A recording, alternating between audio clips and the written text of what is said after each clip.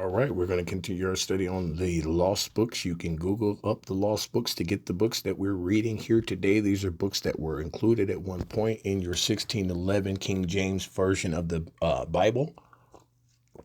That would have been 1611 years after the crucifixion of the Messiah. But then some kind of way the Council of Nicaea decided to remove these books, even though these are books that should be read, and they do confirm prophecy and confirm what is in your 66 books, as well as the last days that we need to understand that we should be discussing and talking about in the church today. So I'm going to go ahead and read this. This is the Testament of Zebulun, which would have been, again, one of the 12 sons from Jacob. The copy of the words of Zebulun, which he enjoyed on his sons before he died in the 114th year of his life, 2 years after the death of Joseph. And he said to them, Hearken to me, you sons of Zebulun, attend to the words of your father. I, Zebulun, was born a good gift to my parents, for when I was born, my father was increased very exceedingly, both in flocks and in herds, when with the straight rods he had his portion. I am not conscious that I have sinned all my days, save in thought. Nor yet do I remember that I have done any iniquity except the sin of ignorance, which I committed against Joseph. For I covenanted with my brothers not to tell my father what had been done. But I wept in secret many days on account of Joseph, for I feared my brother, because they had all agreed that if any one should declare the secret, he should be killed. But when they wished to kill him, I adjured them with tears not to be guilty of this sin. For Simeon and Gad came against Joseph to kill him, and he said unto them with tears, Pity me, my brothers, have mercy upon the bowels of Jacob our father. Lay not upon me your hands to shed innocent blood, for I have not sinned against you. And if indeed I have sinned with chastening, chastise me, my brothers, but lay not upon me your hand for the sake of Jacob our father. And as he spoke these words, wailing as he did so, I was unable to bear his lamentation. I began to weep, and my liver was poured out, and all the substances of my bowels were loosened. And I wept with Joseph, and my heart sounded, and the joints of my body trembled, and I was not able to stand. And when Joseph saw me weeping with him, and them coming against him to kill him, he fled behind me, beseeching them. But meanwhile Reuben arose and said, Come, my brother, and let us not kill him, but let us cast him into one of these dry pits which our fathers dug and found no water. For this cause the Lord forbade that the water should rise up in them, in order that Joseph should be preserved. So this explains why they could not get no water. They were digging for water, but they could not find any water. And they did so until they sold him to the Ishmaelites. For in his prince I had no share, my children. But Simeon and Gad and 6 others of our brothers took the price of Joseph and bought sandals for themselves and their wives and their children, saying, We will not eat of it, for it is the price of our brother's blood, but we will assuredly tread it under foot, because he said that he would be king over us, and so let us see what will become of his dreams. Therefore it is written in the writing of the law of Moses that whosoever will not raise up his seed to his brother, his sandal shall be unloosened, and they shall spit in his face.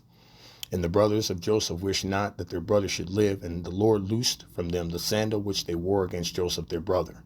For when they came into Egypt, they were unloosened by the servants of Joseph outside the gate, and so they made obeisance to Joseph after the fashion of the king Pharaoh. And not only did they make obeisance to him, but they were spit upon also, failing down before him forthwith, and so they were put to shame before the Egyptians. For after this the Egyptians heard all the evils that were done to Joseph. And after he was sold, my brothers sat down to eat and drink.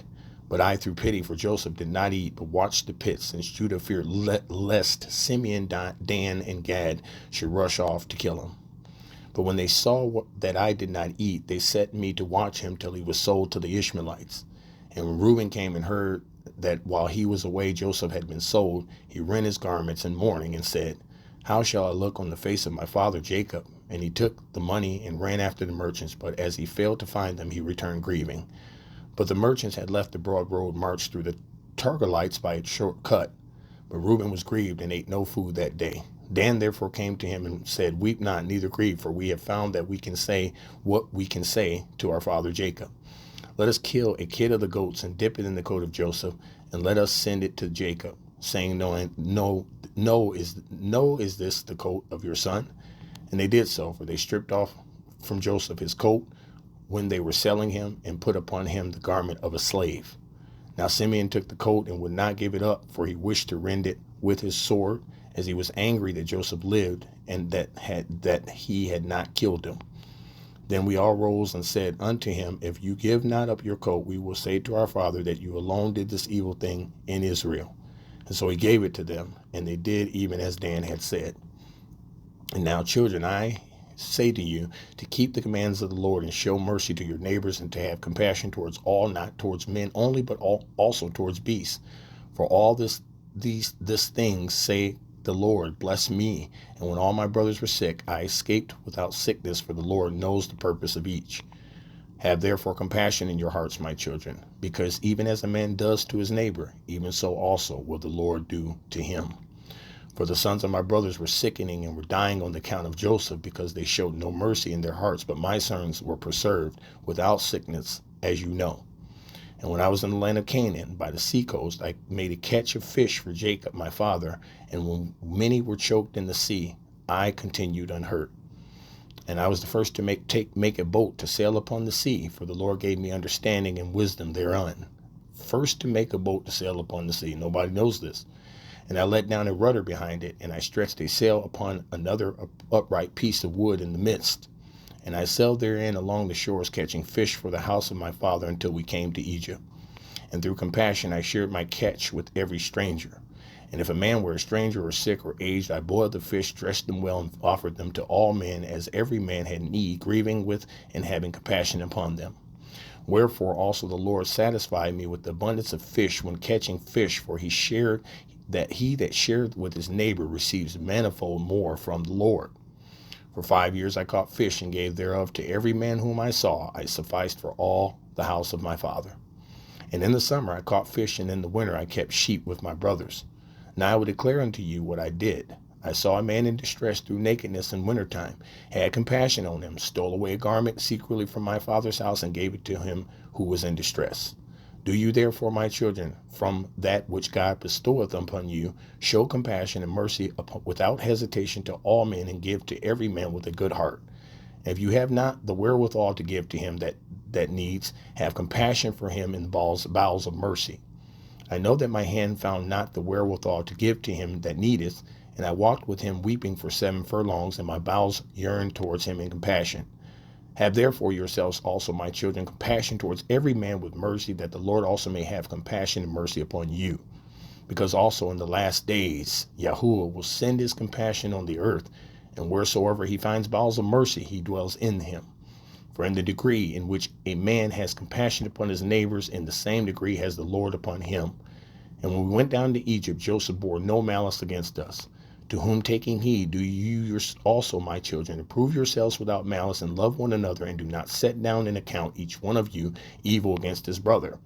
For this breaketh unity, and divides all kindred, and troubles the soul, and wears away the countenance.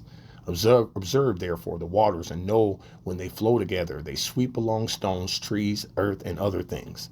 But if they are divided into many streams, the water swallows them up, and they vanish away. So shall you also be if you do be divided.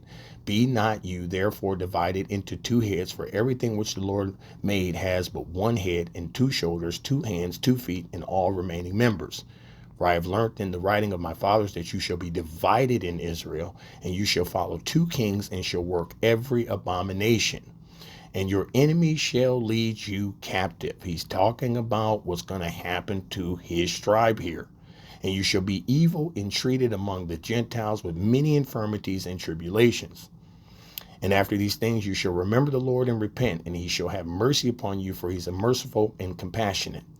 And he setteth not down in account evil against the sons of men, because they are flesh, and are deceived through their own wicked deeds. And after these things shall there arise unto you the Lord himself, the light of righteousness, and you shall return into your land when he comes back. And you shall see him in Jerusalem for his name's sake. And again, through the wickedness of your works shall you provoke him to anger, and you shall be cast away by him unto the time of consummation. And now, my children, grieve not that I am dying, nor be cast down in that I am coming to my end.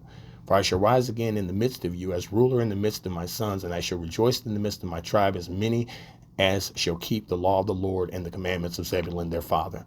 But upon the ungodly shall the Lord bring eternal fire, and destroy them throughout all generations. But I am now hastening away to my rest, as did also my fathers. But do you fear our Lord God with all your strength all the days of your life? And when he had said these things, he fell asleep as a good old age, and his sons laid him in a wooden coffin, and afterwards they carried him up and buried him in Hebron with his fathers. So that tells you what happened to the tribe of Zebulun. Please like this video, share this video, subscribe to our channel, and don't forget to visit us online at www.kns-ministries.org. Be blessed on purpose.